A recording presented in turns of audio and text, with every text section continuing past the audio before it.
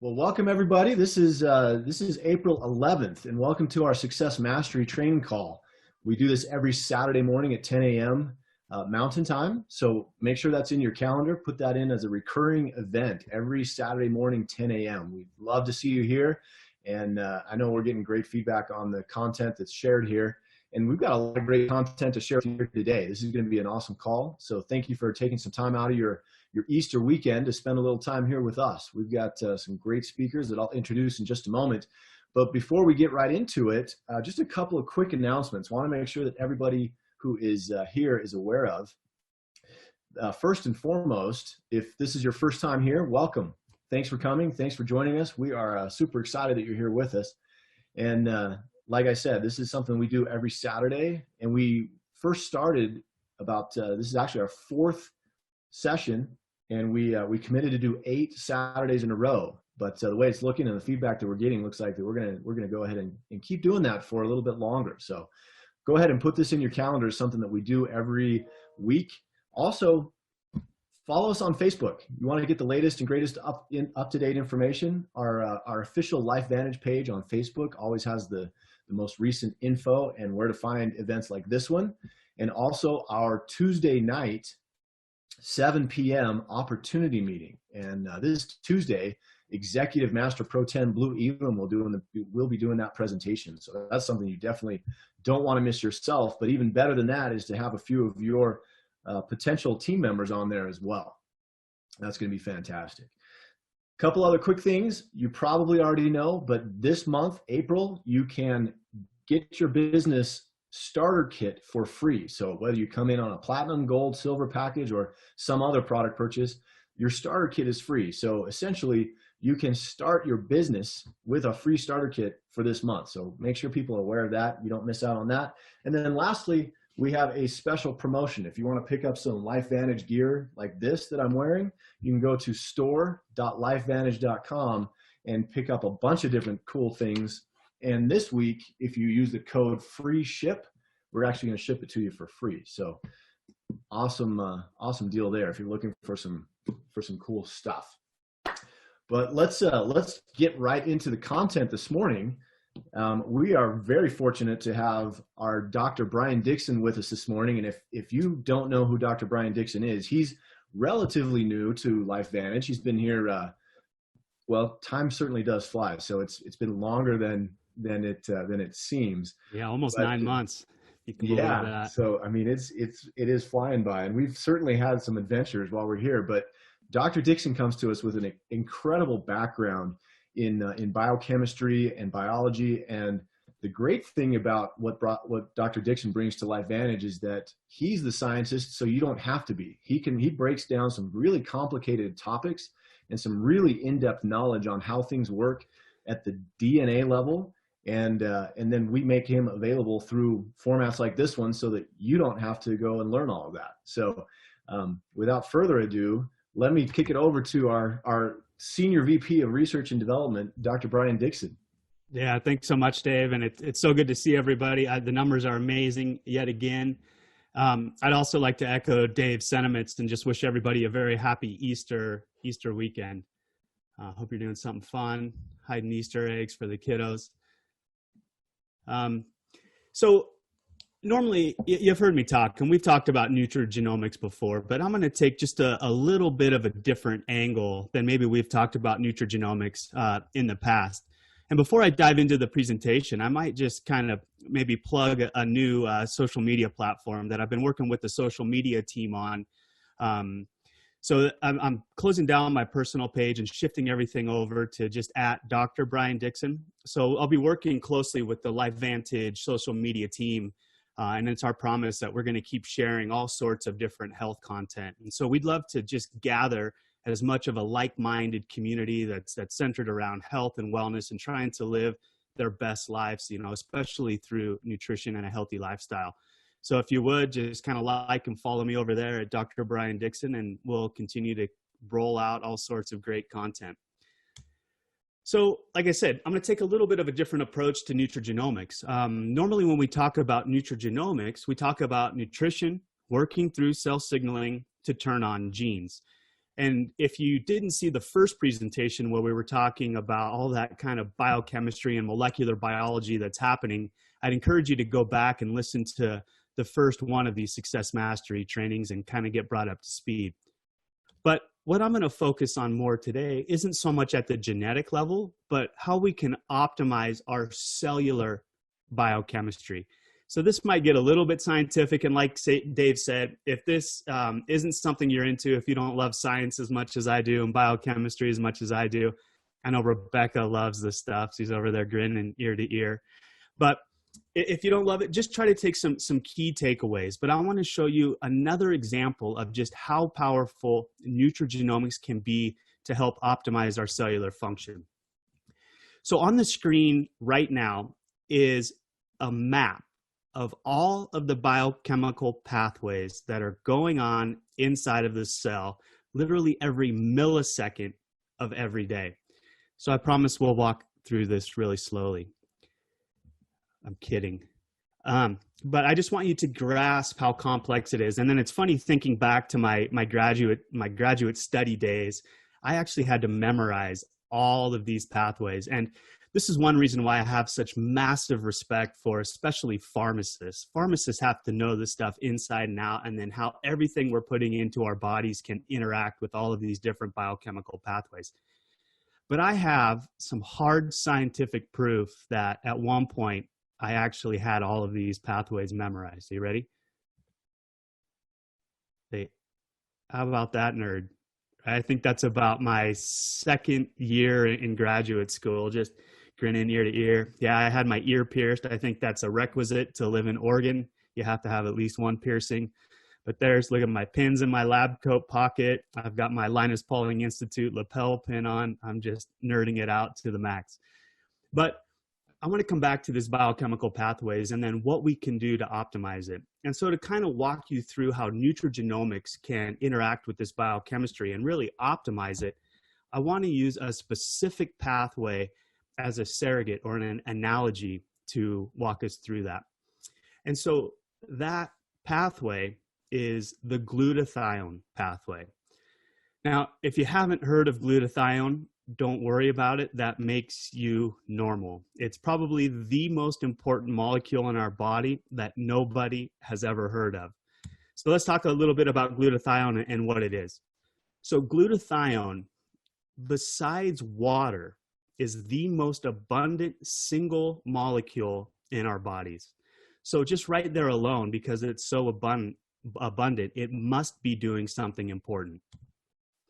So just some of the key functions that glutathione has inside of our bodies is, one, it determines our redox status. And apologies, I know that's a little bit of scientific jargon, but what redox status is really analogous to, let's say, pH or body temperature. So we know that our bodies like to regulate pH, right, our body temperature within very, very tight ranges. I mean, if we fall just a few degrees, either above or below our optimal body temperature, it has severe consequences to the cell. Well, the same is true with redox status. And what redox status is determining whether or not the cell is more reducing or more oxidizing. So we need to stay in this sweet spot of reduce to oxidize to make sure that all this biochemistry can happen. And so, if you want to think about antioxidant protection, right, and we've got oxidants on the other side, so it's maintaining this balance. Glutathione is essential for detoxification.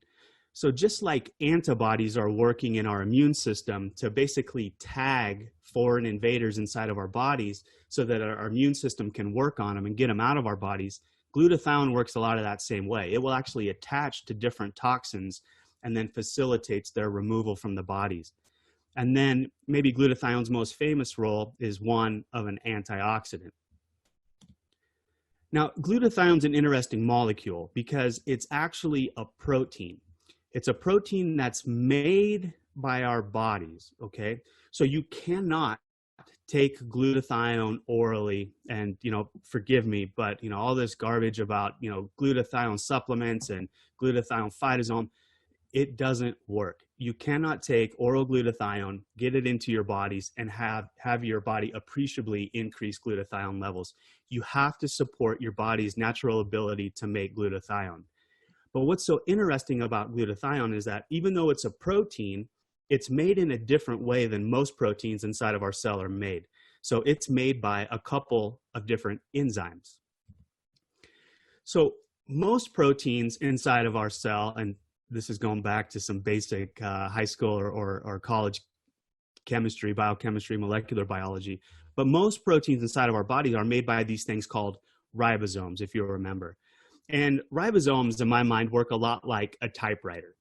So they're really reading the genetic code. And the way that they do this is there's a little messenger molecule that kind of transcribes the message that's inside of our DNA and our genes. And then it goes outside of the nucleus and it attaches to the ribosome. And that little messenger molecule is called mRNA, or messenger RNA. And then the ribosomes, just like a typewriter, will start to read these different pairs, or actually triplet pairs. And each one of those triplet pairs codes for a specific amino acid. So as this ribosome typewriter is working its way down this message, it's signaling to the ribosome exactly what amino acid to attach next in that chain of amino acids that eventually becomes the protein. But that's not how glutathione is working. So again, I know this is a little bit complex, but what I want to illustrate is that glutathione is a protein that's made by two enzymes, not on ribosomes. But what's so interesting about these different enzymes is that they can actually be activated by the protein NRF2. Now, if you see me talk, you know that I love molecular structures. I promise we're not going too far into this. To me, they're super interesting because you can look at these structures and get a pretty good idea just by looking at them, even if you don't know how they're working. So this is the molecular structure of glutathione. It's an incredibly small protein that's made up of just 3 different amino acids. They're glutamate, cysteine, and glycine. Okay, so that's what makes it a protein.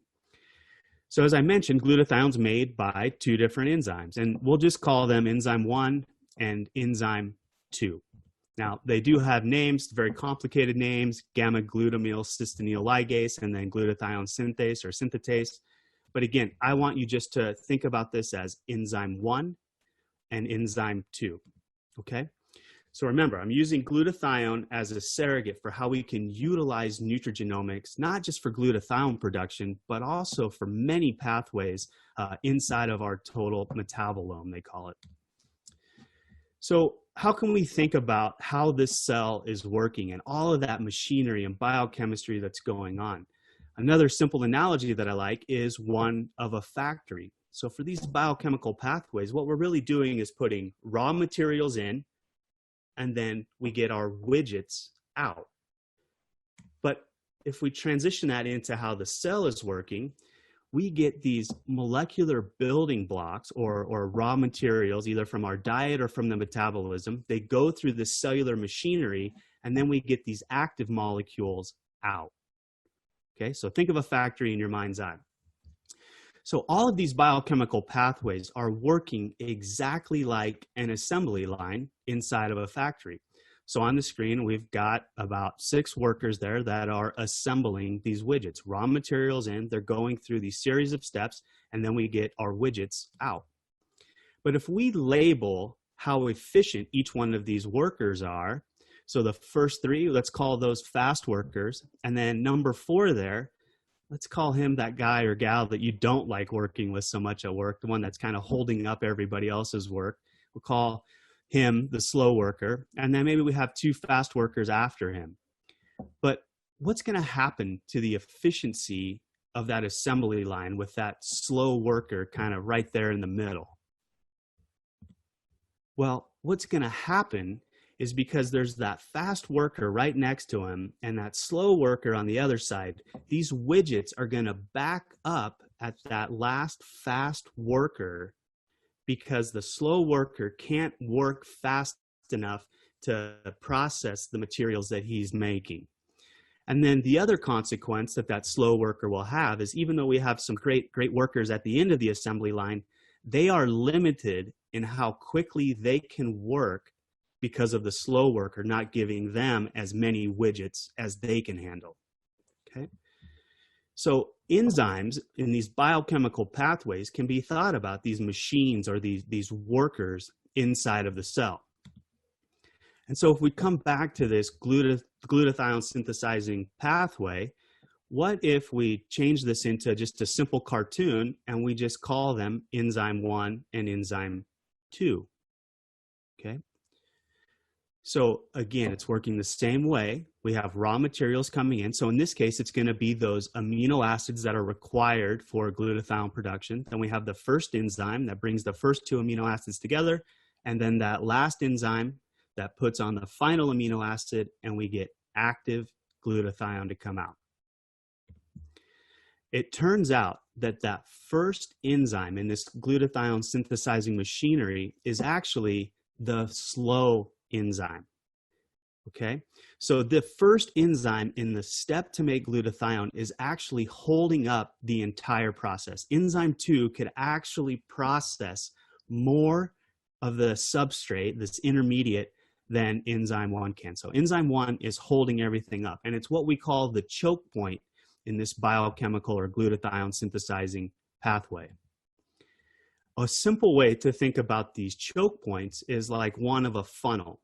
So if I have a funnel and then I'm pouring water into the top of this funnel, water can only move through that funnel as fast as its narrowest point in that funnel. Okay, and it doesn't matter how much more water I pour in to that funnel, it's only going to go through that funnel as quickly as its narrowest point. So raw materials in, right, you can put as many of them in as you want, but the widgets you're going to get out are dictated and mandated by that choke point in that funnel. And the same exact thing is working inside of the cell in these different biochemical reactions. So what could we do if we actually wanted to maybe increase the efficiency of these different biochemical pathways? Well, it turns out that there's a couple of different approaches that we can take. So the first approach we can take is that we can add more raw materials into the system. But if this approach, I should say, only works if the substrate or those building blocks are limiting. Okay? Remember, it's like pouring water into a funnel. So if we have enough of these molecular building blocks or substrates or these amino acids, it's not going to help speed up the reaction. Okay? So then what would be the second approach? So think about that assembly line in the factory, right? That assembly line's only working as fast as its slowest worker. But what if we built a second assembly line inside of that factory? So this is exactly the second approach that we can take. So in this example where we went from one assembly line or enzymatic pathway to 2 pathways, we've literally doubled the capacity of this biochemical pathway or this little assembly line, right? If we add 2 more in there, we've doubled it again. So what we really want to be doing when we have these limiting enzymes in these biochemical pathways is we want to look for strategies where we can increase the number of enzymes, effectively building another assembly line inside of the cell to increase the overall efficiency, and in this case, the production of glutathione. And so then obviously the best approach is going to be making sure we have enough of those substrates. So in the case of glutathione, to get those amino acids, it's very easy to do by just eating a healthy diet. And then what we want to do is start to employ strategies where we can increase the number of enzymes inside of these biochemical pathways. So we want to hit it from both sides. And so what we're trying to do is increase the amount of glutathione. And so we can do this by increasing the enzymes. And if you remember me telling you early on in the pathway, it turns out these 2 enzymes are under the regulation of NRF2. So another example of why Protandim NRF2 Synergizer is so powerful. It's not just increasing these detoxification enzymes. It's not just increasing these antioxidant enzymes, but it's also increasing enzymes that are very important in a number of biochemical pathways, including glutathione synthesis. But we can also talk about Protandim NRF1 Synergizer and helping increase these various pathways that are related to mitochondrial health and turnover of these mitochondria. And then we can also talk about Protandim NAD Synergizer, increasing the enzymes responsible for NAD biosynthesis. So we're trying to increase the efficiency or efficacy of these different biochemical pathways. And then again, this is exactly why it's so important and why we say that we need to flip these switches to feel better and do more. So not only are we working on a genetic level, but we're also helping our full cellular biochemistry function more optimally. And, you know, a question I get probably more than anything out there is, okay, if I just have to take one product, what would it be? And for me, quite frankly, it's impossible to answer. So if you can picture that big metabolism picture I just put up earlier in the presentation, it would only be like trying to optimize one small corner of that. So what we really want to be doing is trying to optimize all of these genetic switches. We want to try to be optimizing as many biochemical pathways as we can, and why I just always have to recommend that you turn to all three of the Protandim family of products, and especially the Tri-Synergizer. And so with that, I hope that gives you just a little bit more strength, a little bit more background of the power of nutrigenomics, and just another reason why it's so important to help us live our best lives possible. So thank you, everybody, for tuning in this morning and this afternoon, wherever you might be. Wow, fantastic. Thank you, Dr. Dixon. That is, that's incredible. I'm going to throw a quick question up on the screen for you all, so you can tell us how familiar you are now with glutathione. But hopefully, if you loved what you just heard, let us know in the chat. Put some, throw your applause or throw your what's up in the chat for us, because that was incredible. So I love that, Dave. That's a brand great new idea. To glutathione. Now you're not. Now you're more familiar. So thank you, Brian. That was incredible. Yeah, thanks again, everybody. We'll leave the poll up there for a second, but we're gonna get on to the next portion of our presentation here today. Is we get to hear from Sarah and Chris Smith, and Sarah and Chris Smith have been around the business for a little bit, but I got to know them what feels like yesterday. But as I was looking at the calendar, realized that it's actually been a couple of years, maybe a little bit more. But we were talking a little earlier this week about their journey into LifeVantage and what some of the things that they've gone through. So let me introduce you to brand new elite distributors, Sarah and Chris Smith. Hey guys. Hey Dave. Thanks for having us. No, super to have you on. I'm super stoked that you guys are here. We got to meet. We actually met. I think we met in Utah the first time, but then we got to see you up in Maine at one of the events that we were doing up there. But so for the people that don't know you, for the people who are here and maybe attending for the first time and getting to see you, tell us first of all where are you from and how long have you been in the business? So we live in Maine, which I define to a lot of people as the Alaska of the lower 48. For people who don't understand it, it can be a little like that. And we've been with LifeVantage about 7.5 years now. All right. And when did you qualify as elite distributors, elite Pro 7s? At the end of March. So we are brand new in kind of newly born babies into the elite ranks. As of just about 2 weeks ago. That's pretty fantastic. I mean, all things considered, to get to the elite ranks in the middle of something that we've never experienced before is not a small accomplishment. That's pretty awesome. And as we were talking, getting ready for this call, you said some things had changed in your own mindset, in your own, as you were building the business. And I would love for you to explain, what was it that changed in your own business to get you to elite? Good question. It probably goes back to kind of starting our journey at Pro 5. And I know everyone's teams build a little different in this. We were fortunate enough to go to Pro 5 Summit with a couple of people directly upline of us and a couple of people directly downline of us, some phenomenal leaders. One is an elite distributor, Kim Jakes, and her sister, Chelsea, and their parents, Lee and Elaine. And we had quite an adventure with our upline partners and those guys building a really massive leg and organization that stemmed here in Maine. And as Sarah said, our kind of first go in network marketing. So that was a big adventure for us. And we continued to do those things after hitting Pro 5 that had gotten us there. But I think we realized at one point that we needed to kind of level up. And that included identifying our strengths, where we're the strongest. I'm not so strong on the golf course, but I'm pretty strong up in the mountains. That's where I'm at. So we started to take along that mindset of like, where do we operate the best?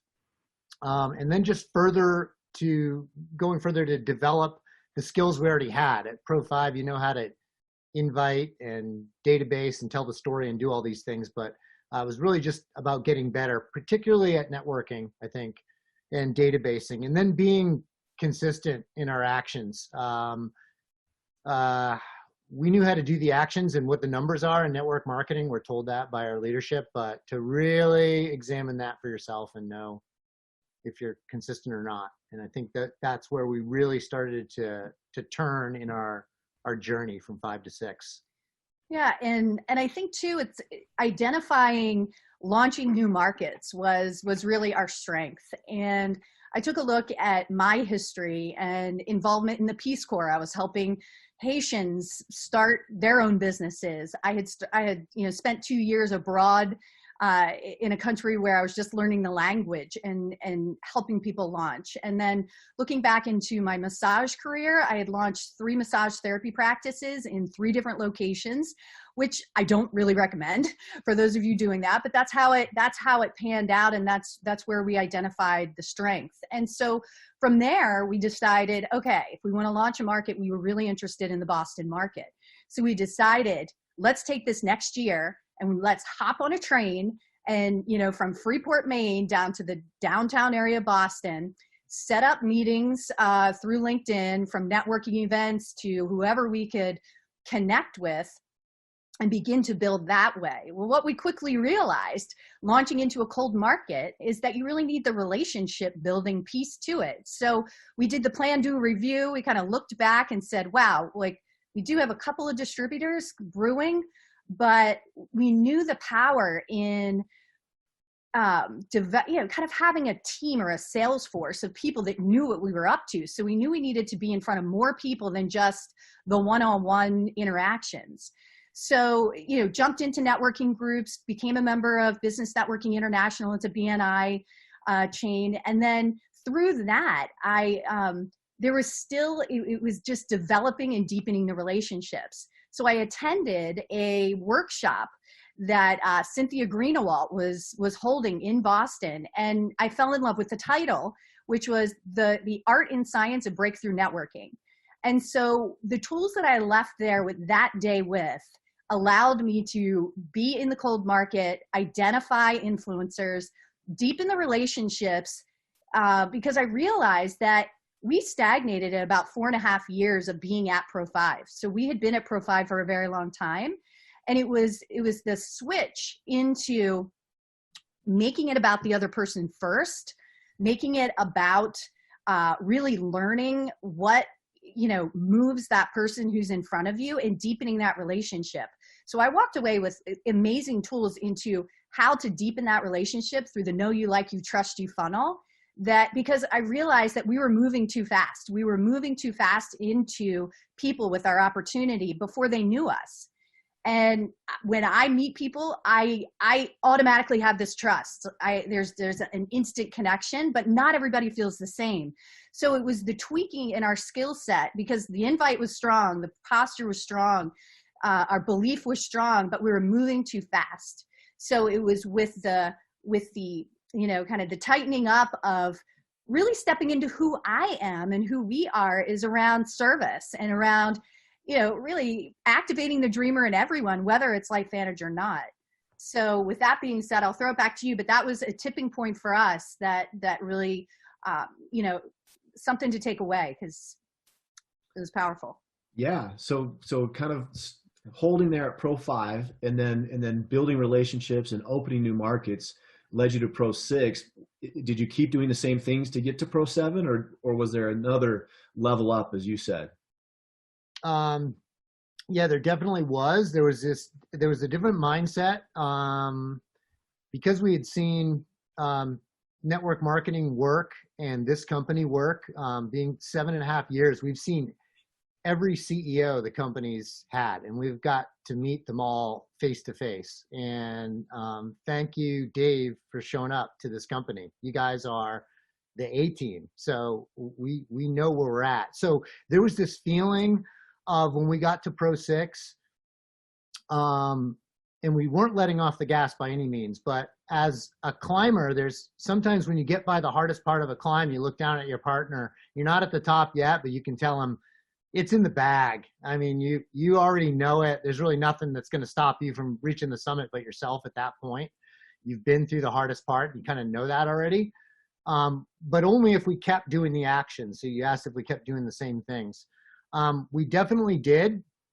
We were focused on building that next team because we knew if we kept doing the same things, we had all the skills, the leaders would show up. You find them, these 1%ers, they're out there, they're everywhere. And I want everyone who's on here today to know that, have confidence in that those 1%ers are out there. They haven't heard about this and they're just waiting to jump on something like this. So we knew it was in the bag, but I didn't set the goal. I just knew it was going to happen, that we would be elite, because it's a balancing act. You're setting a goal that's very for yourself, and you're balancing that against helping other people get where they want to get to. So I never said we're going to be Pro 7 right at this month or after we had Pro 6. I just felt like it's in the bag, felt very confident, and we were in this mode of having fun with it first and foremost, working really hard and still developing our skills, getting smart in that order, but really having fun with the journey in this. But I believe that not setting the goal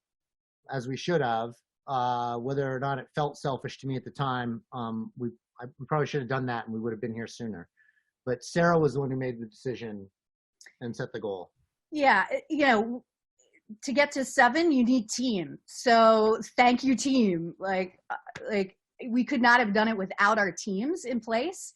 And so for us, it was the team really pulling through and doing what they said they were going to do to help, to really push us to 7. And it was the decision when our team fought, pulled through in flying colors to make it so that it was really up to us. And a couple of things happened. It was one, we came right off of Building Depth, an event, and we went into quarantine. So we had 0 distractions and we had a lot of focus, and I wanted to be the story. We wanted to be the story during the coronavirus of success. And we just focused on, if you view kind of 80% of the world might be in paralysis right now and in fear, we knew that there was 20% of people out there that were absolutely ready to pivot, ready to move, ready to make a change. And so this path, the path of deciding to be the lighthouse for possibility, for the leadership and our team, for the company, for people in our world, fired me up to say, okay, we're going to make this, we're going to bridge this gap. I don't know how it's coming in, but we're going to do it. And the interesting thing is that I revisited, relationships. And one relationship that I'm going to bring up is my very first distributor 7.5 years ago. I called to say, how are you reinventing yourself during this time? What are you doing? And so it ends up, she's now on board. She enrolled, with the platinum pack and a vision, and she's ready to roll. So, it was tuning into the relationships that I had built with a listening ear to where people were and asking them, how are you in reinventing your world during this time? And, and kind of going back to those relationships. So I remember Daisy Shane Goodwin said when we were stuck at Pro 5 and she had just hit Pro 7, I said, what did you do to get there, Daisy? I stopped her in the streets of Kansas City. I don't know if you're on here, Daisy, but I'll never forget that day. And she said, I went back to every single person in my life and I had them just take another look. And so that's what we did. We went back to those key relationships, people that I knew very well, who had watched us through these last 7.5 years. And so the fuel was taking a stand for people in my life, that there is hope, there is something. And it was really about taking a stand and being that lighthouse for the team that just said, okay, this is happening. I'm not sure how. So that's the story.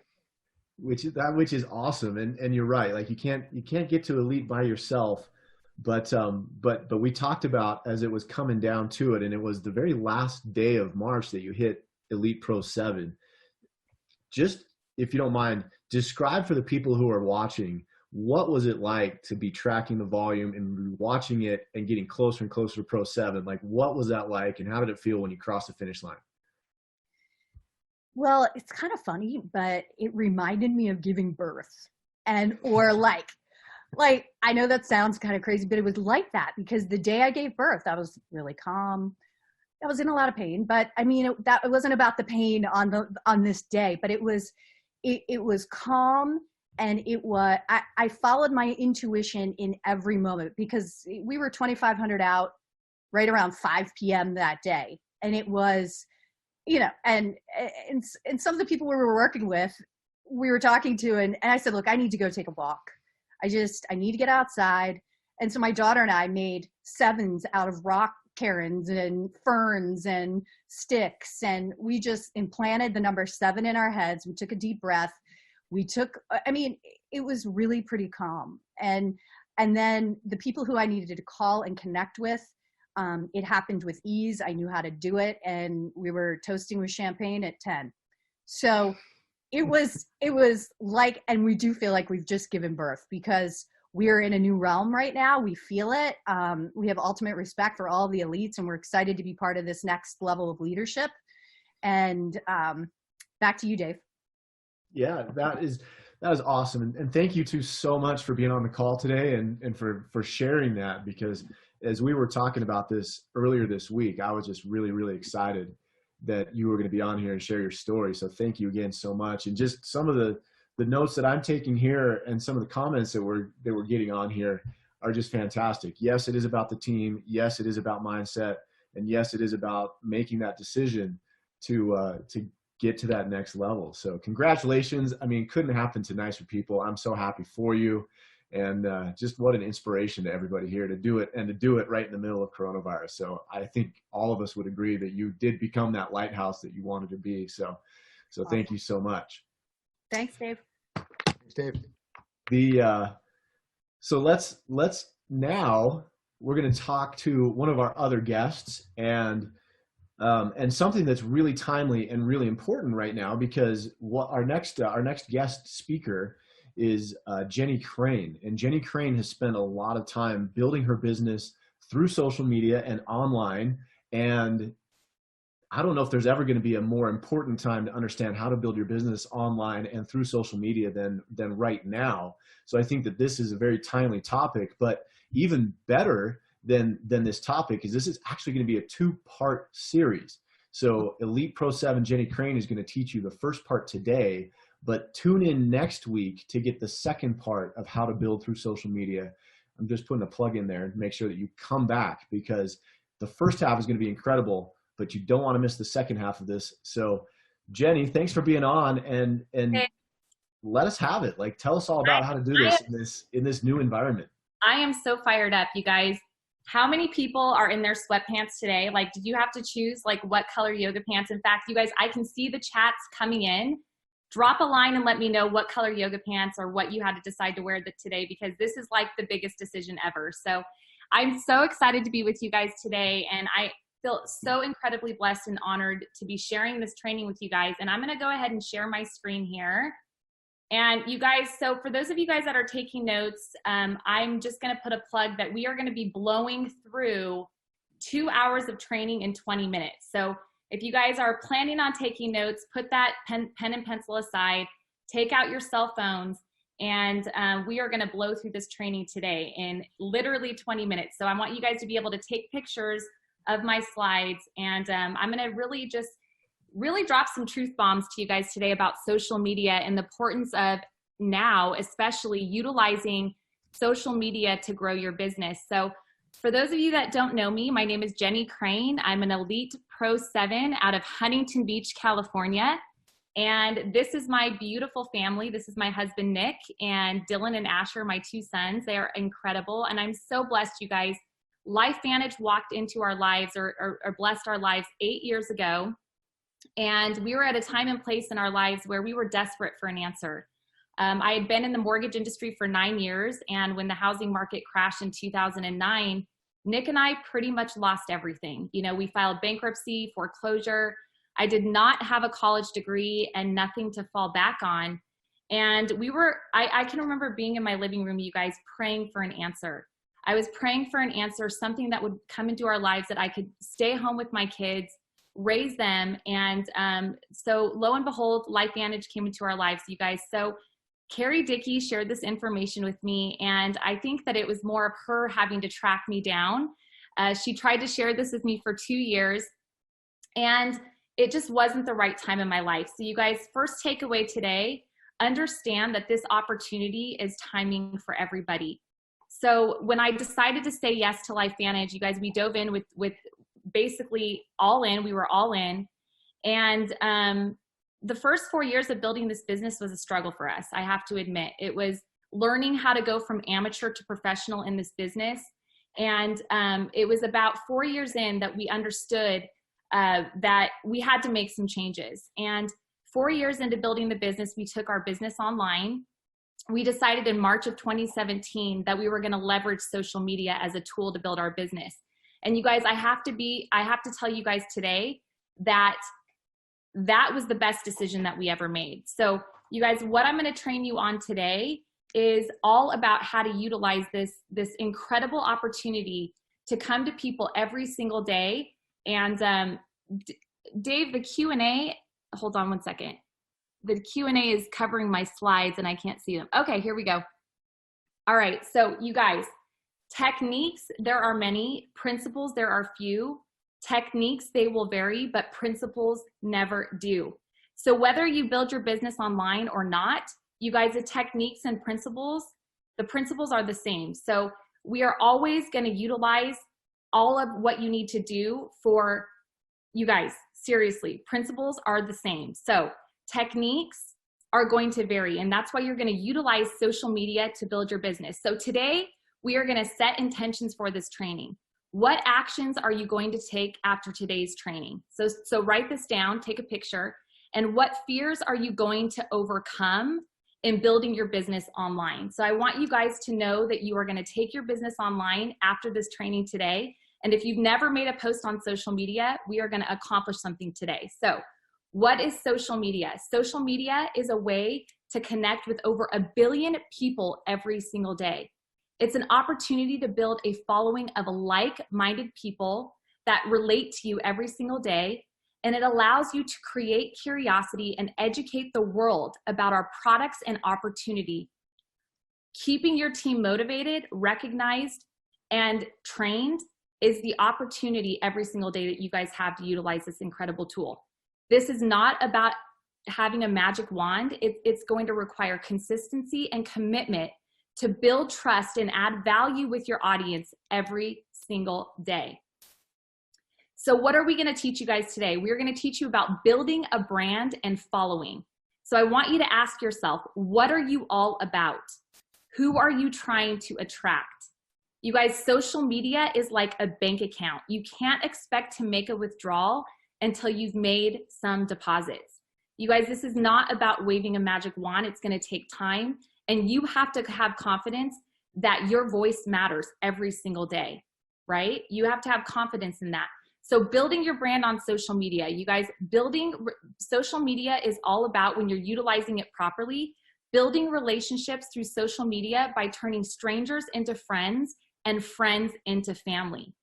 This is the long-term goal, you guys. This is not about, you guys, I think network marketing is a sprint and a marathon. And if you're utilizing social media properly, this is going to be a marathon. It's the long-term goal in mind, you guys. Building relationships, understanding that every single day you are going to add value to people's lives. So this is my pro tip. The quickest way to destroy trust is having the short sell mentality, right? I want to sell you something mentality. And I want you to ask yourself, are you branding yourself or are you branding LifeVantage? One of the biggest mistakes that I see people make on social media is that they're blasting their products every single day, right? Bottles of Protandim. You guys, people are on social media to connect, not to shop. And if they get that vibe from you, they're not going to follow you. It's the #1 way to destroy trust. So when I get into the curiosity education training today, you guys, I'm going to teach you how to create curiosity and how to have people come to you instead of you having to go to them. So what are we going to do today, you guys? We're going to create a plan, and you must be intentional with social media. Today we are going to teach you how to develop your brand, identify your audience, create your content, and know your strategy. So developing your brand, you guys, how are you going to develop an impactful brand online to get people to come trust you and come and seek you out because you are the professional. You are the one that's adding value to their lives. So you are going to start with your story. You guys, facts tell and stories sell. People don't want to know what you know. They want to know that you care. So I want you to ask yourself, as you're developing your story to bring that online, when was the moment that everything changed for you? What have you gone through that is inspiring you to help others every single day? How can you help your audience solve their problem with your experiences? You guys, it's so important that you become comfortable with telling your short story and your long story. Who is it that you're all about? This is a pro tip. Think of the micro stories in your life that happen every single day and start to think about how you can utilize those things every single day as content for your social media. Wake up in the morning and think of how can you bless people's lives with the things that are going on every single day, right? Whether it's an experience with your kids. The other day, my son left a bottle of Protandim out, fed our dog, and the dog ripped the entire bottle up. To me, that's a story for social media. It's those micro stories every single day, the things that you experience every single day, and the real part of who you are, to bring that into social media and to let people know, look, this is my story today.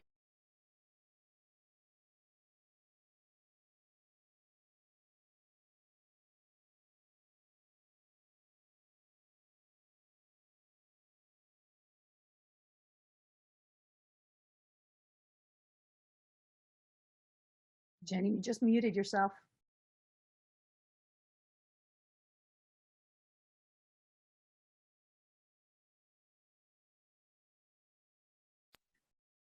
Okay, I do not know how that happened. Thank you, Sarah. All right, let's go back to this. Building a Story Brand by Donald Miller and Stories That Stick by Kendra Hall. Some of the best books that I've ever read, you guys. This is going to really educate you on how to tell your story properly. How are you going to bring your story to the world every single day? I want you to ask yourself, what makes you special? How are you standing out from the pack? You guys, there are so many people going on social media just trying to sell their products and their opportunities every single day. What is going to make you stand out from the pack? How are you going to add value to your audience every single day? How are you going to position yourself as the expert so that people come to you? You guys, that's such an incredible concept in this industry, is to think of it. Think of all of the people that are going to come to you because you've established yourself as the expert and you're adding value to people's lives every single day. How can you build trust with your audience? Ask yourself those questions, you guys. Your brand is as unique as your fingerprint. You're special. You're not, you're not anybody else. one of the biggest struggles that I had when I started bringing my business into social media was I had that comparison mindset. You know, I was watching what all of these other leaders in the industry were doing, and I would compare myself to them. Like, oh my gosh, how can I make a post that's as impactful as that? Like, why would people want to listen to me?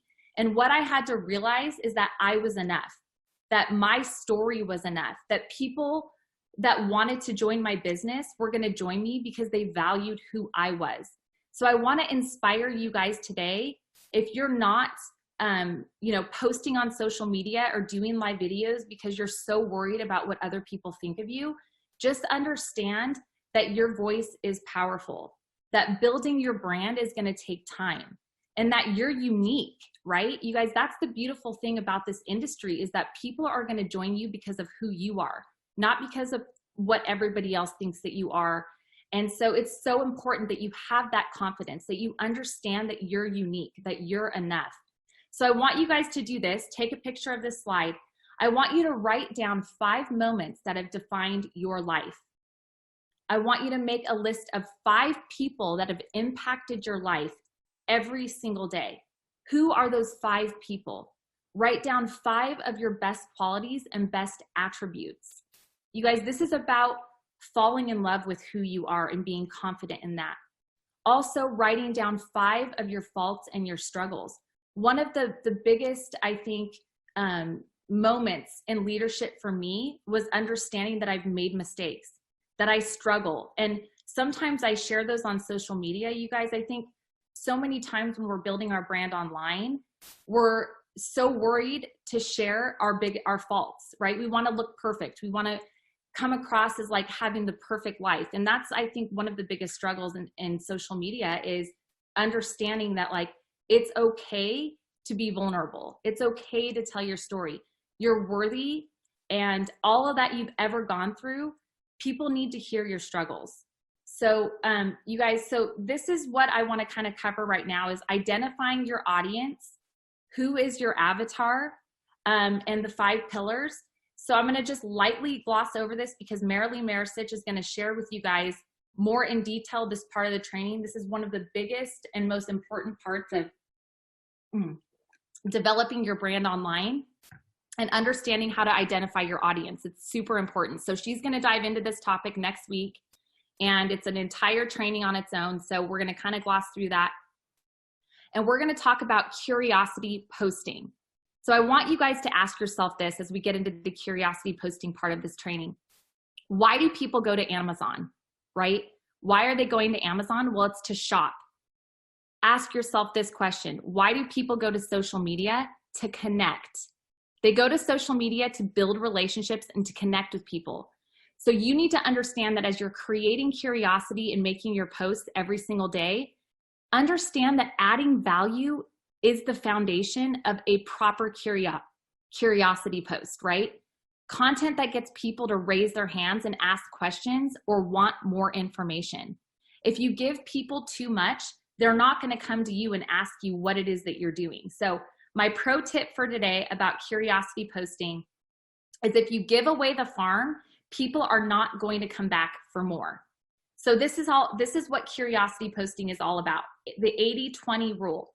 Each pillar, so we have 5 pillars in what makes our brand unique and what makes our voice unique.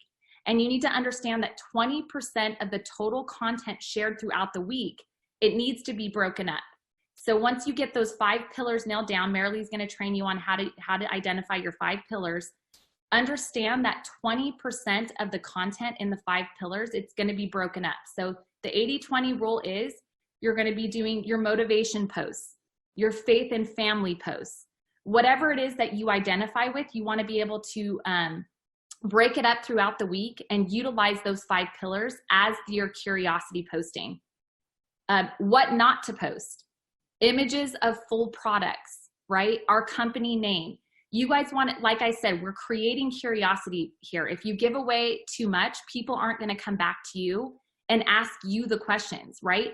It's all about building relationships. You want people to ask you questions about what it is that you're doing. Oh my gosh, you seem to be the person that understands health and wellness. Tell me how I can get healthy. You want people to start asking you those questions and creating that curiosity. So here's some examples of some proper curiosity posting and some business posts that are really engaging. You know, what is that chick up to, or what's that guy up to? I want to know more. It seems like they're developing a family. This business is incredible. Tell me more. I know you're up to something. I want you to tell me more about these products and about this business. So what are the basics of building a curiosity post? Number one, the goal is to get people curious and raise their hands for more information. Be creative. Give a little so they ask for more. Lead with a problem. You guys, it's all about providing people with value and understanding that you have having them understand that you have the answer. Tell your story, and always think, as you're making a curiosity post, will this add value to people's lives? Ask yourself these questions about your posts. Will my avatar relate? Would my avatar be interested in what I'm saying? And would this post solve a problem for my audience? And if you have those ideas in your mind when you're making a curiosity post, you guys, they're going to be impactful. So this is the overview about curiosity posting. Create content around your 5 pillars. Be consistent. Be sure to include stories and micro stories in your content every single day. Include content about our products and our opportunity that has your audience asking questions. 20% of your content needs to be around each pillar, right? So you're dividing up your content throughout the week and making sure that you're hitting each one of those 5 pillars to bring across your message every single day. Pro tip, be resourceful, you guys. Be creative and understand that you're adding value every single day. All right, so you guys, we know that being successful in this business is all about consistency. So how we train our team is, what are you doing every single day? It's the little actions that you're taking every single day to be successful. So I'm going to be covering with you guys today our daily method of operations. This is going to give you a daily plan and specific tasks that are broken down in an easy to digest manner. We are going to create proper habits. We're going to keep you accountable by, utilizing this daily method of operations every single day, and it's going to set a baseline for your business. So what is it that you're doing online every single day? Personal growth and development, daily Facebook posts, wishing your friends list a happy birthday every single day, and adding new friends, not LifeVantage people. I like to say 3 to 10 friends every single day, new people that you can connect with and build relationships with every single day. And then starting new conversations, right? Via Messenger. You guys, this is where the magic happens. Building those relationships in Messenger is so impactful and so powerful. And then new engagements, right? How are you going to engage with people every single day? So here's an example of what we give our team. Personal growth and development, you guys, like I said, 1 to 2 Facebook posts, wishing friends a happy birthday, conversations via Messenger, 5 to 10 new engagements, and 5 to 10 new friends every single day. So we know that at the end of the day, consistency is key. You must keep a physical checklist and record what you are doing every single day. When I got really honed in with my database and I understood that I had to have a way to track people and understanding that it's so important to have that database, this is where your business is going to grow. You guys, the fortune is in the follow-up. You must treat this like a business, right? And like I've said, this takes time. Building your brand and developing a social media following is going to take time. This is a marathon and not a sprint. So you guys, as a bonus, as we wrap up this training, I want you guys to step out in faith and go online. Bring your business online. Utilize it as a tool and understand that mastering Facebook Lives is going to be a part of your success online and building your brand. So I'm going to give you my Facebook Live formula. And I want you to understand that if you follow this formula, it's all about practicing and getting comfortable and understanding that you are here for a purpose, that people need to hear your story online. And mastering Facebook Lives is going to be one of the biggest tools that you're going to utilize when you're building your social media brand online. So number one, catchy title. You guys need to be able to draw those people in on your Facebook Lives right out of the gate. Number two, introduce yourself and welcome the replay viewers. Most people that are going to watch your Facebook Live videos are going to be coming in on the replay. So welcome them, give them that intro, have a lot of energy, and then ask a question, right?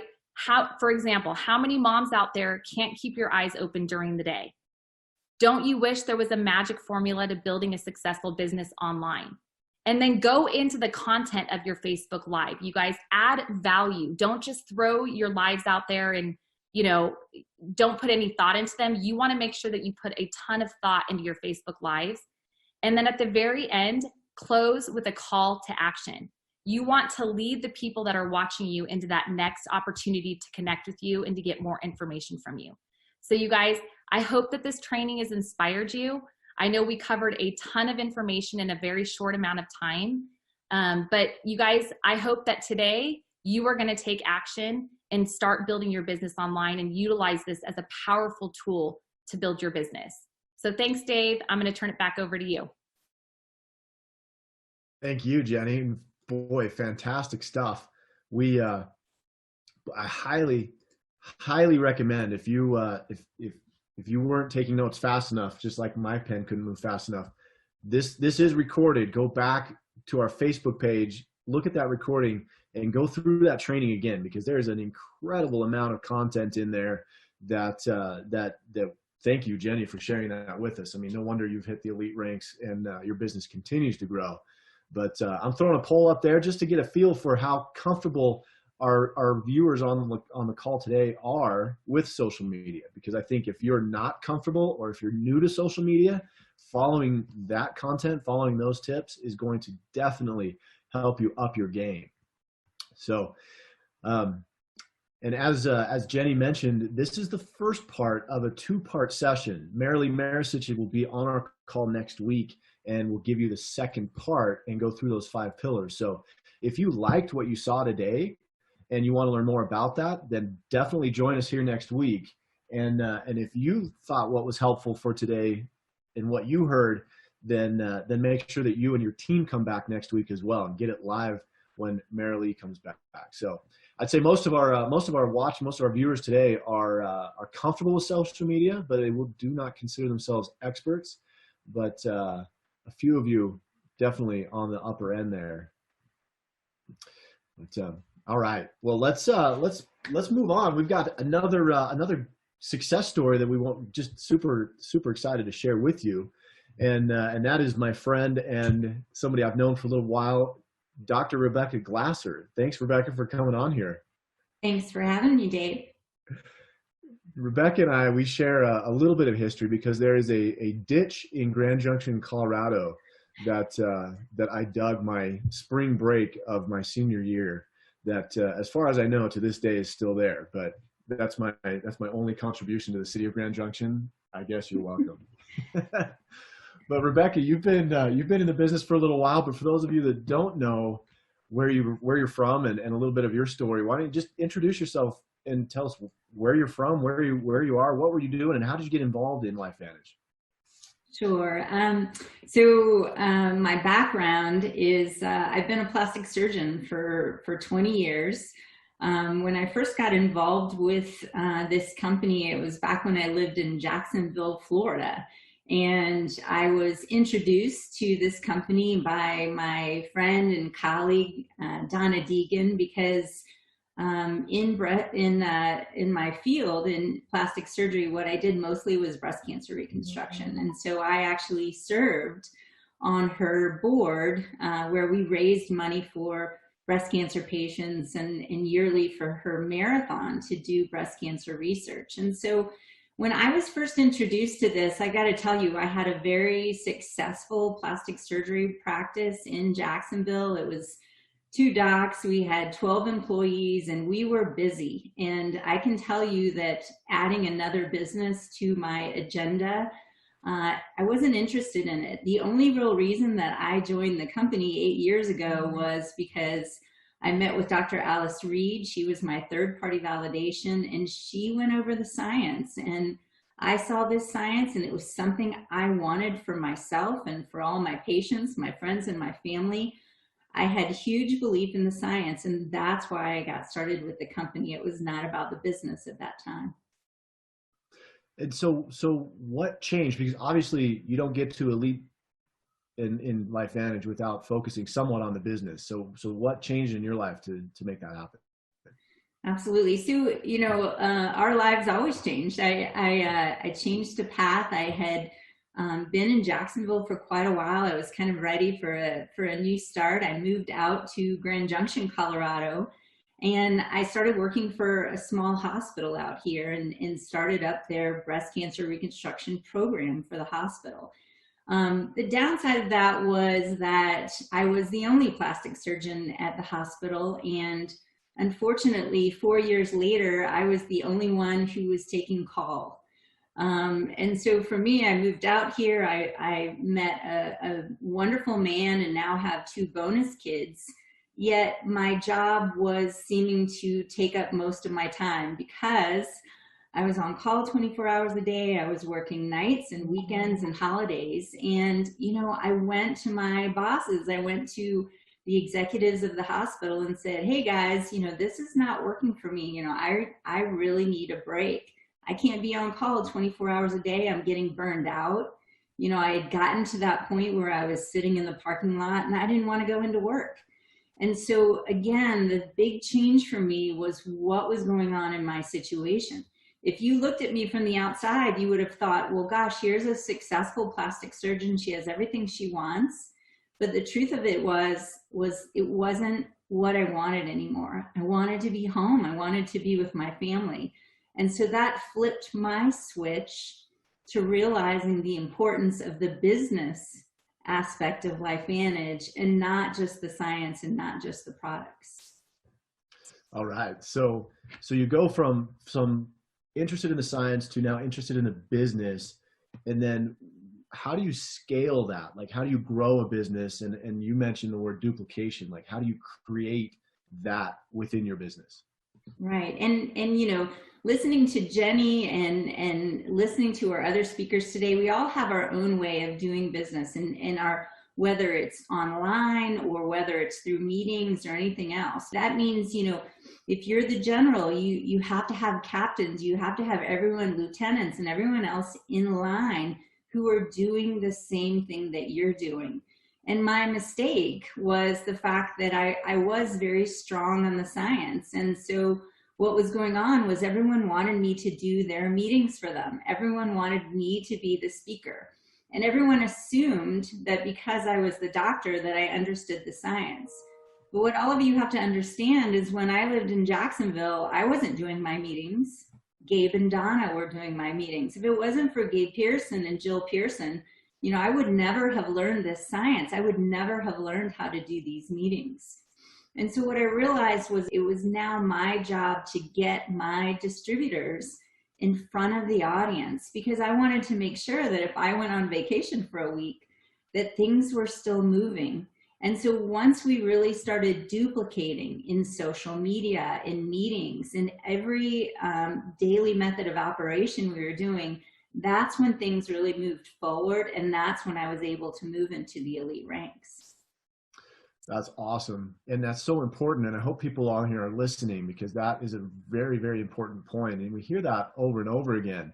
I'm curious, with all the stuff that's going on and all the craziness around COVID-19, you said, you know, everybody does build their business a little bit differently. Has your team had to change the way that they're doing the business, or has the method of operations changed for you? Absolutely, because here in Grand Junction, one of the things I tried to structure was I tried to create a monthly calendar for my team, and I tried to duplicate that in other areas that we had. So if we have teams in New Jersey and New York, or if we have teams in Port St. Joe, you have to duplicate it. You have to have that monthly set of meetings, because we all know that the way this business works is meeting to meeting to meeting. And so what LifeVantage has already done for you is they've set the pace. They've told you what you need to do, because what they're doing is they're setting up opportunity webinars every Tuesday night at 7, right? That's something for your team to plug into. In addition to that, they're setting up these weekly meetings every Saturday morning at 10 a.m. so you can learn how to do the business. But what I challenge you all to do is do that same thing amongst your own teams. And so what we had to change was we were doing these weekly meetings in Grand Junction, for example. So now we had to switch those to weekly webinars. There's no reason that someone can't jump on a Zoom call from their own home in their pajamas and watch your opportunity meeting. And so you just have to change your method of operations. If you were using, for example, Facebook, and you were creating events on Facebook that were promoting these weekly opportunity meetings, you're gonna do the same thing. You're just gonna change it so it's a Zoom link. And so now they're able to watch from home, but you have to have everyone on board. And the beauty of this is, now that we're doing these weekly Zoom meetings, it means that that opens it up for my entire team across the country in order to jump on board and do these Zooms. And so you do have to change a little bit of what you're doing because of COVID-19. That's a really excellent point, and I want to make sure that everybody heard it, which is the method of operation changed. However, the activity, and I think that it goes back to something that Chris and Sarah said earlier, like being honest with your activity about building the business, like that still continues even though the method has changed a little bit. I want to revisit something that you said earlier, because you mentioned, if someone had looked at you and said, she's got everything she wants, like what could I possibly offer her? Did that open your eyes to certain traits, certain things that you look for when you're out there looking for potential team members? Absolutely. And I think that so many of us have fear when we're recruiting. You look at somebody and you think, well, they don't need this. They're successful in everything that they do. Why would they be open to my opportunity? And the truth of it is you're prejudging them. You don't know what's going on in their household. The key is again, be their friend, be a good human being, ask questions, find out what's going on. Because, everyone has a different story, but also people are open to things at different times in their life. So maybe I wasn't necessarily open to the business 8 years ago when I had a thriving plastic surgery business. It wasn't that I wasn't making money working at the hospital. I was still getting paid very well, but my priorities changed. I wanted to be home with my family. I wanted to be home with the kids. I didn't want to work every night and weekend and holiday. That was craziness, right? So you have to always be reaching out to people. But I want you all to think about something right now when you're recruiting. Is that when you're recruiting, you really want to look for people who are successful in whatever they may do, okay? And so maybe somebody was a successful athlete, or maybe somebody was successful in going into business and opening up a small operation or a hair salon or whatever. But you're looking for those personalities that are successful, because those are the people who have a hard work ethic, who are able to rise to the challenge, who have that grit, who have that passion, that persistence to be able to be successful in anything that they do. So you never want to rule anybody out. You want to look for those successful traits. But the other thing I really want you guys to think about right now is the fact that if you look at the statistics, 6.6 million people just filed for unemployment. That number is absolutely staggering. So when I first started in my profession, when I went into medicine, I went into medicine because I wanted to help people. I wanted to improve their health, to improve their wellness. If they were a breast cancer patient, I wanted to help them feel like they were normal again. And so in the beginning, I always led with the product, because that was what was important to me. I wanted to help people. I wanted to fix people. But I want you to think about this for a minute. So 6.6 million people just filed for unemployment. What do you think their priority is right now? Do you think it's their health and wellness? Do you think they're waiting to run into a GNC or change something to change their health and wellness? I can tell you right now that everyone's priority right now is their finances. Because all of these successful people in every walk in life, there is no job that is untouched except for maybe LifeVantage, right? Except for network marketing companies. We do better when the economy is doing badly. So for a long time, we've had record low unemployment rates. People have been in successful jobs, but right now that has changed. And so what you have to understand is that if there was ever a time when people are open to a business, it would be now. And so again, you know, if you've always been, I mean, I know I have a lot of medical professionals on my team, and we all, you know, our heart is we want to help people, we want them to feel better. But what I want you to think about is what will it do for those people if you help their financial stress? What would it do if they could pay for their groceries or their mortgage or cover this period of time when they're not working? Would that be an even bigger benefit than what our products are? So change your mindset. Lead with the opportunity. Lead with the vision of what you're offering people right now, because you are providing them with a solution. Their solution may not be health and wellness right now. The solution they may need is the financial problems that they're facing right now. What a great perspective on that too. And I want to maybe bring this point home, because you and I were talking about this earlier this week, and you've seen that in your business, have you not? Because of the promotion we have going on in April right now. Yeah, and first of all, I want to thank LifeVantage for recognizing what the problem is right now. The problem is people don't have money now. And we also know that the ramifications of what's going on with COVID-19 is going to affect the economy for quite a while. Okay, so again, you want to provide a solution. So what LifeVantage did was they said, okay, so in the month of April, we're offering these free enrollment packs, these free start kits. So you can start your business basically for free, but there's a caveat to that. So make sure you understand the compensation plan, because if you enroll them with a free start kit, but then they enroll with less than 100 PV or less than 100 in personal volume, they don't get paid. And so to me, if you're going to provide a solution, give them the proper education. Remember, someone needs at least 100 to 199 PV in order to get a 30% commission through that Smart Start bonus. Even better, we would like for them to have over 200 PV in order to get that 40% full commission and bonus. So again, this is a solution for them, but don't offer them a bad solution. Don't sign them up for, you know, one bottle of Protandim at 40 PV and then they don't get paid, because they're going to get discouraged and they're going to think that you gave them the wrong solution. So I want you all to make sure, number one, when you're signing up these people, make sure they have at least 100 PV. But I also want you all to reach out to your current customers.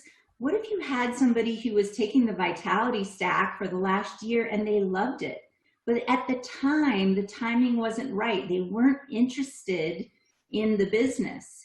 But now you could reach back to those people who are your preferred customers, and you can say, hey, did you know you can actually share this for free right now? You can upgrade to a distributor. You're already taking the Vitality Stack. You would already qualify for commission. So again, make sure that you are giving them the solution to their problem. And right now, that problem is finances. And each and every one of us recognizes, and you know, look, we just worked for a company who paid us early. That's ridiculous. We were paid early this month because we recognize that the main problem right now is finances. Now, there's going to be a lot of you guys who are paralyzed by fear right now, who are watching the news 4 or 5 hours a day. You're worried about the coronavirus. You're worried about the economy. And what I'm telling you right now is you've got to come out of that fear. You've got to come out on the other side and start taking action. Because the best thing that you can do for others right now is solve their financial problem. All right, Dave. What a great way to wrap that up. Fantastic content, fantastic information. And I know I speak for everybody on this call. Like if we're paying attention to what you just told us, then that's going to be hugely beneficial in the business right now. So thank you so much, and congratulations on your rank. It's phenomenal to see people with like you, your status, your background come to LifeVantage, where you fit right in and then bring so much to the table. So thank you again. Well, we'll come up to the end of this call. We've got one more speaker that I want to introduce, but before I introduce him, I also want to make sure that you know where to find the recording, because if you came on late, or if you have team members that weren't able to get here, this recording will be available on our Facebook page. So if you go and you search for the official LifeVantage distributor page, that's where the recording will live. And it does take us a little time to get it up there.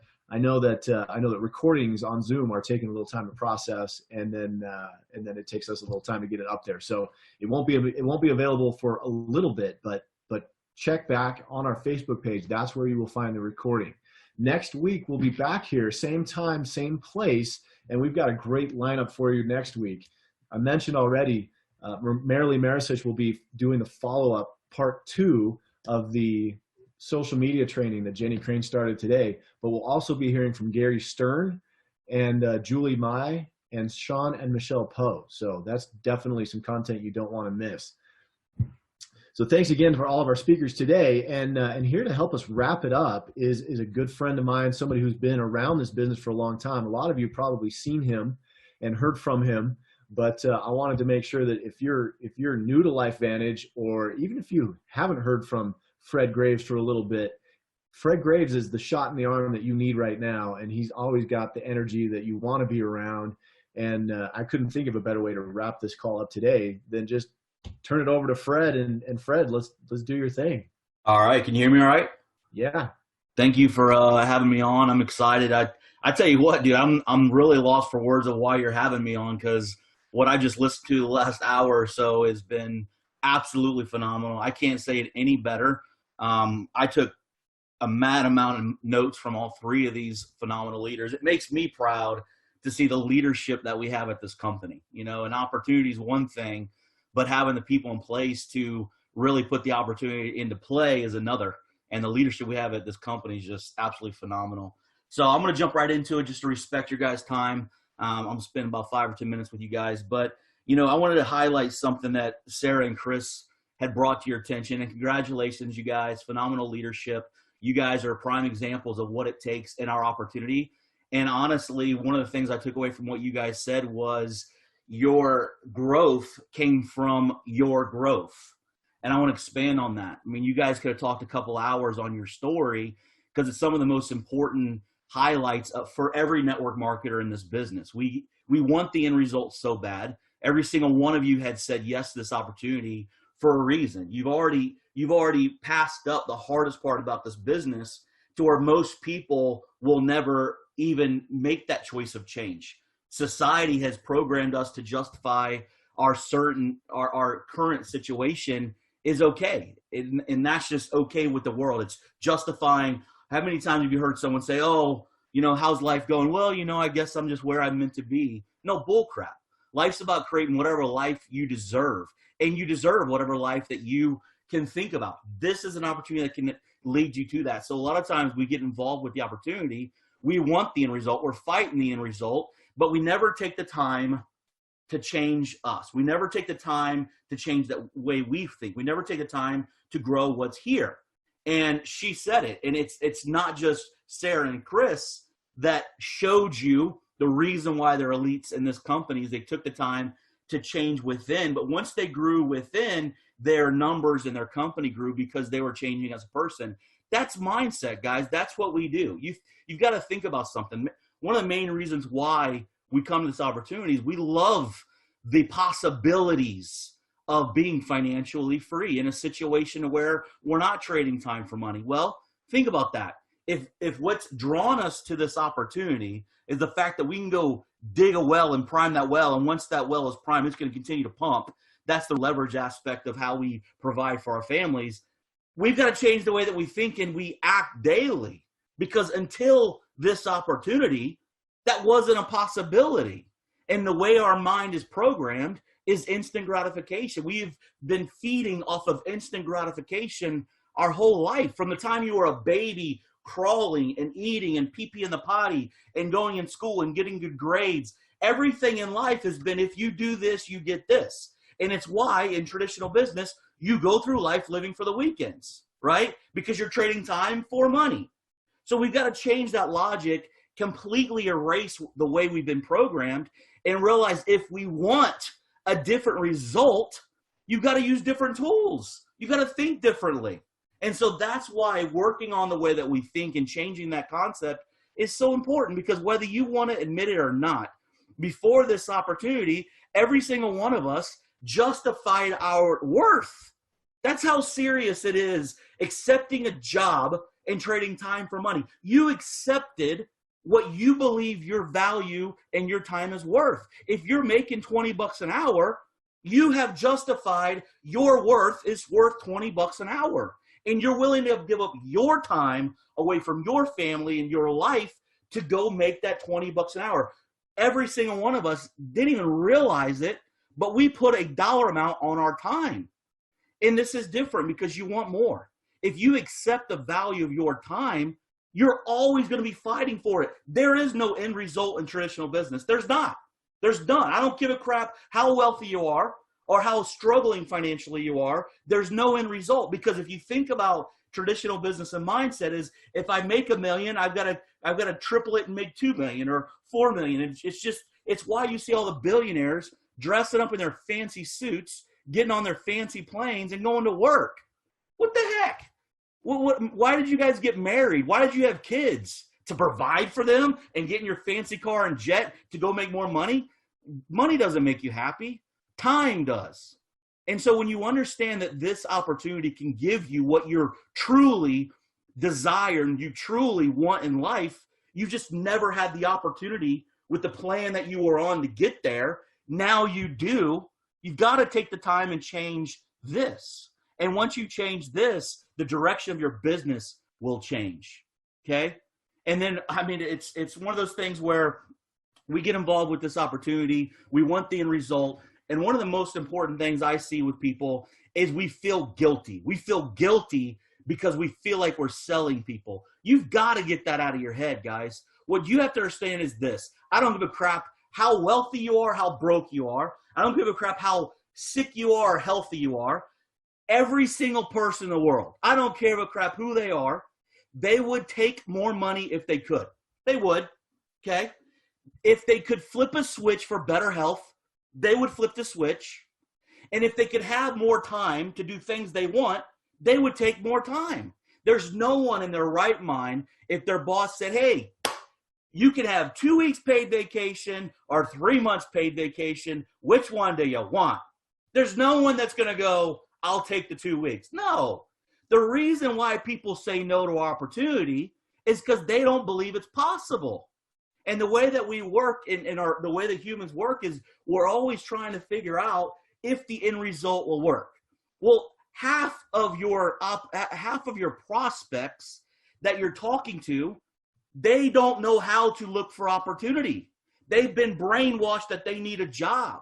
They've been brainwashed that that's how life is supposed to work. You need a good job with benefits and insurance, security. People are looking for security, and we're trying to explain an opportunity.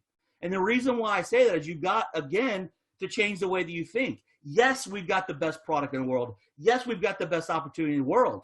But we go and we also teach people that facts don't sell, do they? Stories do.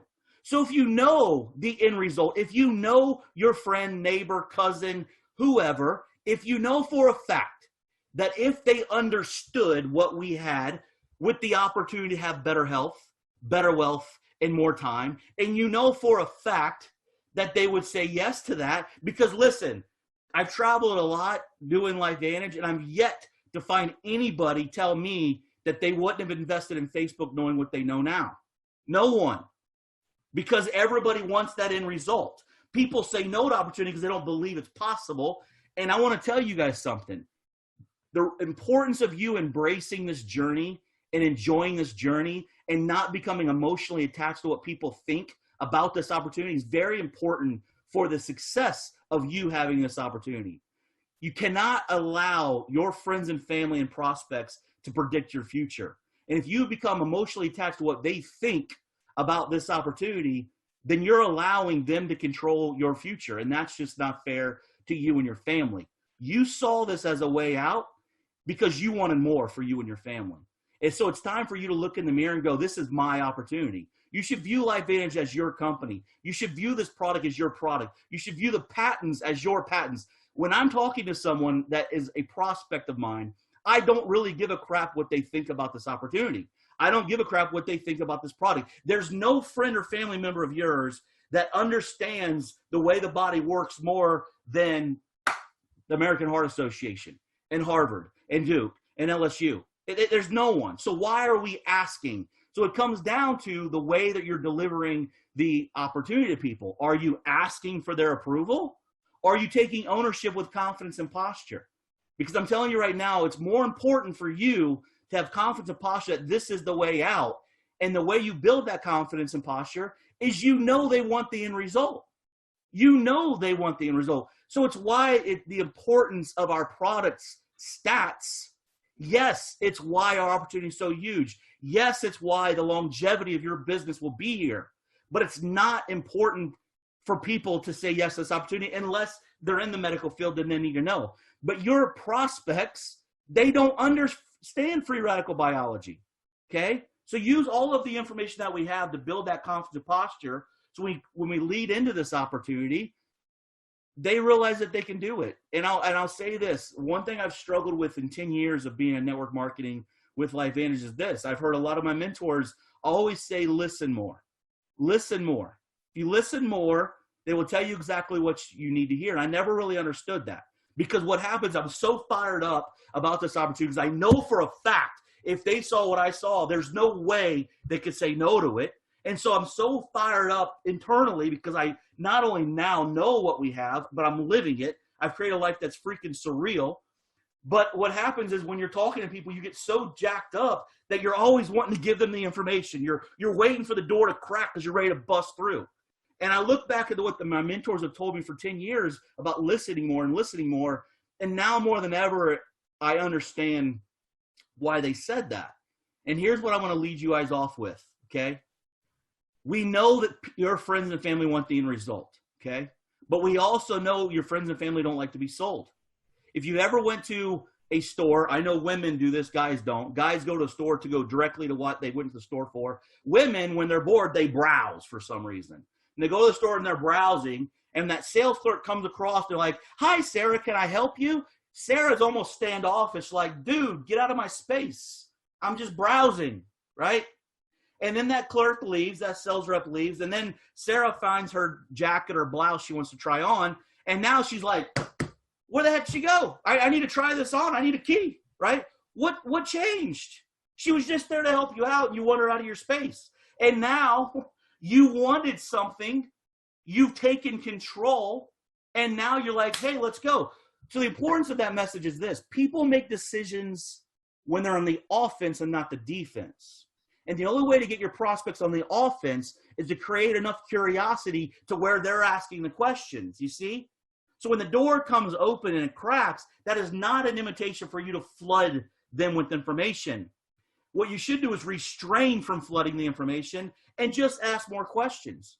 And the theory behind you asking more questions is this. We know they want the end result. It's our job to figure out how to give them this presentation so they want the presentation. So they're asking for more information about the presentation, not that we're giving them the facts because we know we've got the best products in the world, okay? So hopefully that makes some sense to you guys, because at the end of the day, when people are in control of the conversation, that's when they act on the conversation. And even be careful with your story, your success stories. Leave your success stories for validation. Leave your success stories for what this product's done, for what the opportunity is, for validation once they're asking the questions and they're asking you what your results have been. And that's when you're going to see massive success, because people, yes, they want the end result, but they're trying to figure it out, man. And as soon as I realized that people that are saying no to this opportunity, they're not saying no to the opportunity. They're not saying no to you. They're saying no to their self, because they've never been taught to change the way that they think. And the beautiful part about this opportunity, we're giving you firsthand, not just the tools to build your business, but we're letting you know you've got to change the way that you think to create success. Why? Because we want a different result, okay? And so when we give people the opportunity and paint them a picture of being free and being financially, not stressed and not worried that the economy is completely, stock market's crashing and people can't go to work because we dug the well before we're thirsty and we're relaxed and all these things. What you have to understand is until a person can see themselves in that picture, your picture does nothing for them. And the only way you're going to be able to put them in that picture is you got to ask enough questions to be able to paint the picture they want to be in. Because every single one of us have different end results that we're fighting for. So guys, listen, I'm fired up. I'm excited about every single one of you guys, because I'm going to tell you right now, we're at a tipping point from a company standpoint. What we've done in 10 years is build a solid foundation. The writing is on the wall. The question if is completely eliminated from this opportunity. The proof is in the pudding. What we've accomplished in 10 years, we didn't have all the tools to accomplish what we've accomplished. It blows my mind how far we've come in so little time. But I'm telling you right now, where we're at it from a tipping point standpoint, you've got to get your butt in gear. You've got to look at this opportunity and realize this is your shot. Your friends and your family are more open to listen to your opportunity to have conversations than ever before, okay? And so I'm going to close with this. If you ever see people walking across the stage, I'm going to use Sarah and Chris again for an example. They just hit Pro 7, okay? So your question shouldn't be, Sarah and Chris, what did you guys do last month to hit Pro 7? Oh my gosh, lucky. What did you guys do? No, it doesn't work like that. They're Pro 7 because of what they've been doing 60 days and 90 days, 120 days has led them to the results that they're having today. The point of this is go dig the well and start digging. Know the water's there and dig. Quit looking for the result. Marry the process. Divorce the results. And that's when you see the success. The people that are crushing it today is because their behavior changed back there. So do the work now and you're going to see the results. The people at this company that starts breaking ranks in the next 90 days, the people you're going to see at convention are the ones that decide to take advantage of the opportunity now. So go get it. Don't be the person that looks back at this opportunity when we're $1 billion company goes, oh, I was there. I wish I would have worked harder. Well, guess what? If I would have known what I would know now, I would have invested in Facebook. But you can't. The opportunity is gone. So guys, opportunity doesn't wait on any one of us. We've already made the choice of change. We know we've got our hands on. It is on you, not your upline, downline, sideline system. It's on you. You made the choice because you wanted something out of this. So it's your choice to go get something out of it. So guys, let's make it happen. Let's make it an epic month for every single one of you guys. People need this opportunity. They need this product. They need to not be stressed out in life. So go give it to them. Right. Thank you so much, Fred. Wow, what a way to wrap it up today. Big thank you to all of our guest speakers today, Chris and Sarah and Rebecca and Jenny and Dr. Brian Dixon, and especially Fred for helping us take this home. If you liked what you saw today, join us next week. But in the meantime, get to our Facebook page. Follow the official LifeVantage Facebook page. This recording will be there. You can like and comment on that page. And then Tuesday night, we'll be doing the opportunity presentation with Executive Master Blue Elam. So we will see you Tuesday night. And until then, you guys have a great weekend and take care of yourselves.